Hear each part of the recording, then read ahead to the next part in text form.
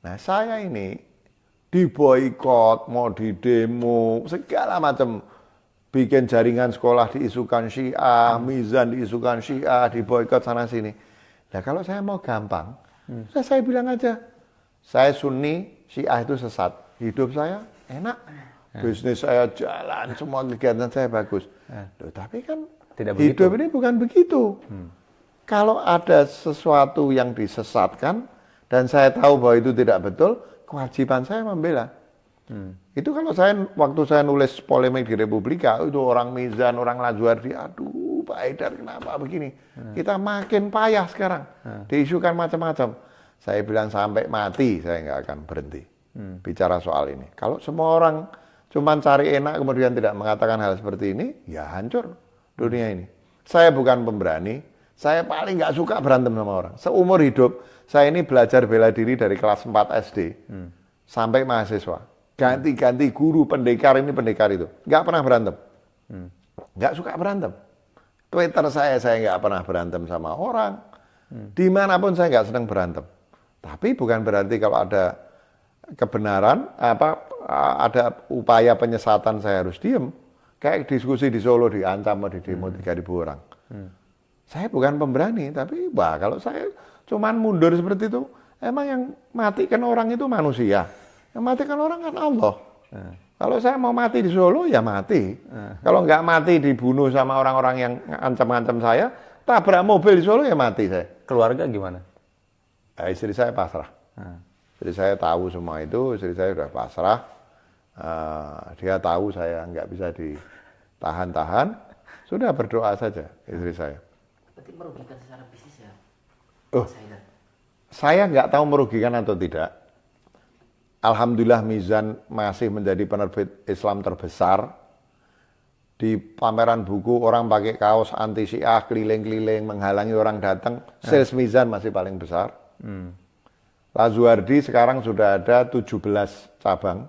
Kita bikin sekolah-sekolah baru sekarang. Ya mungkin orang bisa bilang kalau nggak ada isu Syiah mungkin sudah 30. Mungkin. Mizan mungkin jadi lebih besar lagi. Tapi kita nggak tahu. Kalau saya percaya orang-orang model begini ini sedikit tapi vokal. Baik, kemarin saat Quraisy Shihab mau diboikot, saya ketemu Pak Nasar. Pak Nasar bilang tidak pernah sholat Id di Istiqlal sepenuh waktu Pak Quraisy khutbah. Kencelengnya Istiqlal 1,5 kali lebih besar dari pendapatan tertinggi yang pernah dicapai dalam Masjid Istiqlal. Itu bukti bahwa jumlah orang begini itu sedikit. Ngakunya Islam. Saya bilang takfiri, dibilang Haidar Bagir menuduh Ahlussunnah takfiri. Tidak ada satupun kata wawancara saya di TV One saya menyebut Ahlussunnah. Dibikin video Haidar Bagir menuduh Ahlussunnah takfiri. Nggak ada. Kalau orang dengerin video itu satu kata Ahlussunnah nggak keluar dari mulut saya. Bagi saya takfiri itu ada di kalangan Sunni, ada di kalangan Syiah, sama. Bukan hanya ada ISIS. ISIS di kalangan Syiah juga ada. Cuman belum keluar aja. Sama, nggak ada bedanya. Keluar, enggak ya? Ya, sama, nggak ada bedanya. Ya, nah itu satu hal. Jadi saya cuman mau memberikan kontribusi apa yang saya tahu.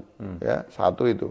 Tapi kalau ditanya saya Syiah atau bukan, ya Allah, saya ini kalau mau dibilang saya ini terlalu percaya diri untuk fanatik sama satu kelompok.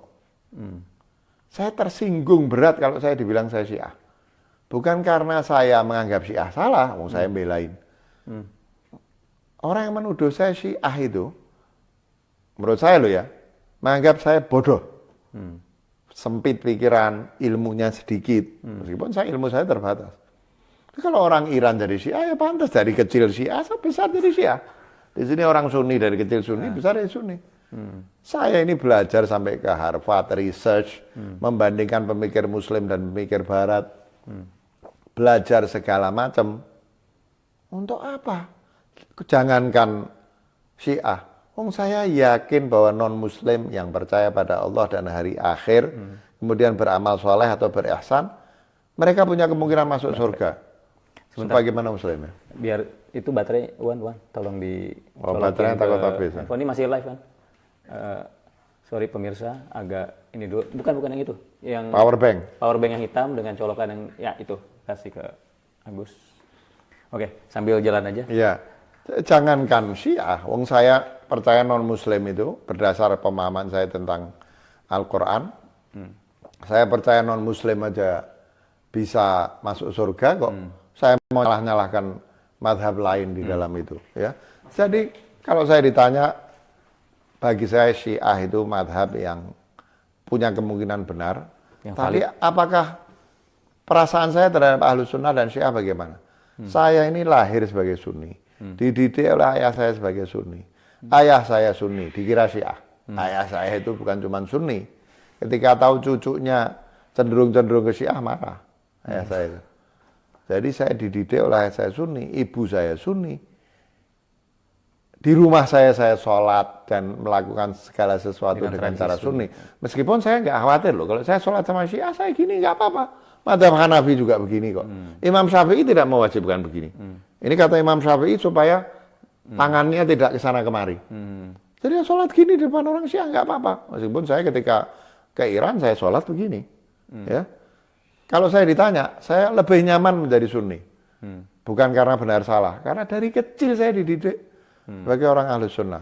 Tapi kalau saya bilang, Anda Syiah apa Sunni? Enggak, la sunnah wala Syiah, Muslim insya Allah. Karena kalau saya bilang saya Sunni, seolah-olah saya mengatakan bahwa Syiah itu salah, saya takut dituduh sebagai Syiah. Saya enggak takut.